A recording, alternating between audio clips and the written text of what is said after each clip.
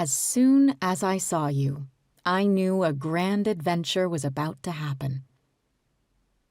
I looked up at the gray stone facade of Ross & Co. and shifted the straps of my overloaded camping backpack, a smile forming on my lips as I remembered Winnie the Pooh's immortal words.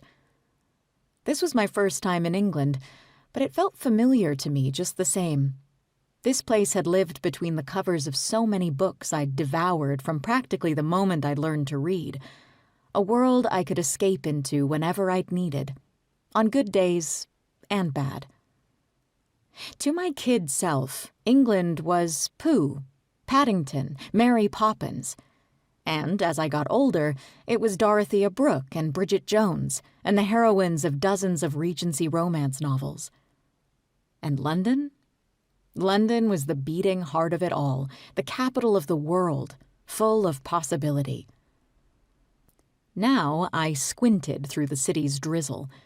Speaking of English novels, Ross & Co.'s facade gave strong Rebecca vibes. Gothic turrets and extravagant medieval-style carvings on the front of the building made me think of a rambling great house like Manderley, not a humble independent bookstore. There were gargoyles, for God's sake. This late afternoon in early January wouldn't have been out of place in a Gothic novel either. Dark coats and pale faces flowed past me on the sidewalk, phones pressed to ears or gripped tight in hands. Heads down, brows furrowed, mouths closed. The cold winter wind had brought with it clouds so somber and a rain so penetrating that further outdoor exercise was now out of the question. I shivered. It was one thing to read Charlotte Bronte's description of British weather, another to experience it for myself.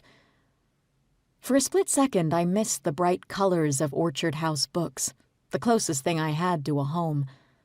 The little store in Loch Gordon, California, had warm yellow walls and deep blue trim, neon pink camellia bushes blooming by the front door, and a store cat, a fat orange tabby named Emperor Norton, who was probably snoozing in the sunny patch on the front porch right about now. Best of all, it had Suzanne, my purple-haired mentor and my favorite person. She taught me most of what I knew about bookselling, and after I turned Ross & Co. around, she was going to retire and turn over Orchard House to me.